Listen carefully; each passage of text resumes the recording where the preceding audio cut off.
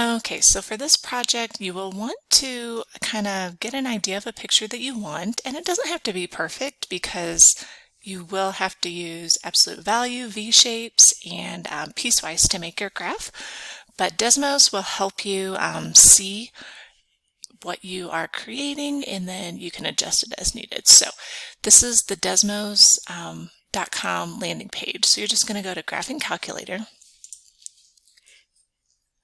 And then a graph will come up. So if you want to make this smaller, you can use your mouse, and like I'm just making my grid by using my little scroll bar. So I'm going to make it a little smaller so I can use bigger numbers. So right there is fine.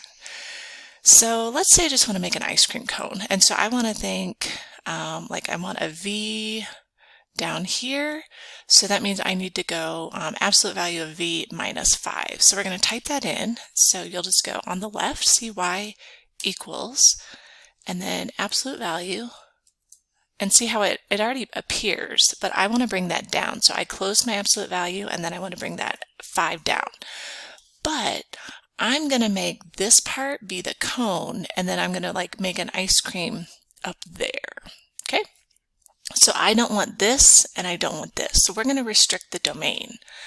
So if you use a bracket, and we're going to say we want to go from -5 and we want to be greater than x, and see how that chopped it off. And then I also want 5 to be the end, so I want that to be less than 5, and then we'll close our bracket. So these brackets will restrict your domain. That's it. So if you don't like it, like let's say I was like, ooh, wait, I want that to be a little bit more, you just go and change it, and then you'll see. Okay, so I'm just going to put it back to 5. All right, so then I want to add some more. So let's just add an expression. And so another equation comes up. So I want to get like a parabola, okay?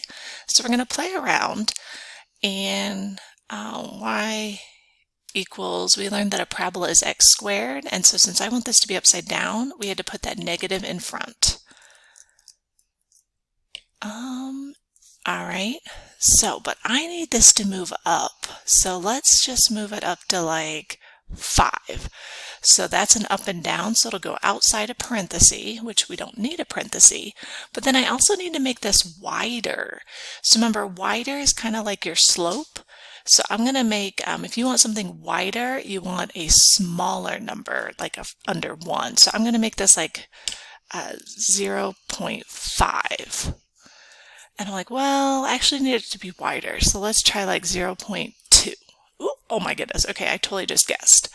But you'll just see how you'll play. And let's say you didn't know that and you just made it bigger. Let's say I made it 2. See, and you're like, oh wait, that got skinnier. So you're like, wait, if I made that bigger, then I need to go the other way. And you'll just kind of play around with this. You weren't taught this. This is kind of like learning as you go. And if it doesn't match up perfectly, I'm okay with that too. I literally just got lucky and mine matched up exactly. So once again, I don't want any more of the blue after 5. So I'm going to do the same thing, and I'm going to restrict that domain. So -5. Okay. And let's see. Let's say I wanted to shade. So if you want to shade your picture, and this is totally optional, that's when you use those inequalities that you would have learned about in secondary math 1. So instead of equals, let's say I want to shade under, so we're going to make this less. Okay. The only problem with shading is that's also hard to restrict because it's restricting everything. So you might just want to not shade, and I'm not. Since my picture is an ice cream cone, I don't really want all the outer parts shaded. So let's see, what else can I do? I don't know. Let's just make a design. So I know you have requirements, but you're also going to pick your own picture. Let's say on my ice cream cone, let's just do a little, I'll do lines down here. So kind of like a waffle cone. I'm going to make, yeah, that's all I'll do. I'll just do diagonal lines. So if I have y equals, and let's say I wanted a line that went like right here. Well, that's going down 1, 2, 3. And then my slope is -1 because it's down 1 and to the right 1. So let's do -1x and then -3. Okay?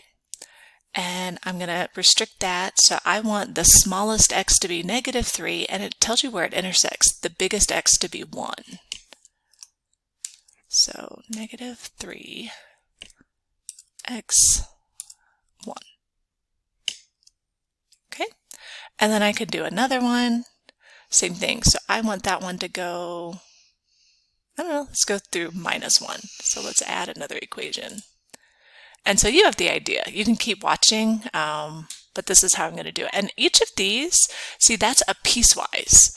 So since you have a piecewise, because it's part of a graph, that's what's considered. So I have an absolute value, and then all of these other equations that don't have absolute value, those are considered piecewise because we have parts of their restricted domain. So they can be lines on the piecewise,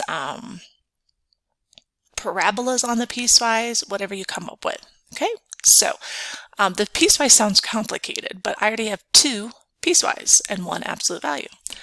So we're going to have -1x and -1. And then we want to restrict this, oops, from -1x to, I didn't pay attention, I think it was 2. Yep, okay. All right, so now I have 3 piecewise. All right, and so you get the idea. And so I can do the same thing, and I would make a grid this way. All right, so let me know if you have questions. I can help you with your design, with your equations, but you'll just kind of play around, okay?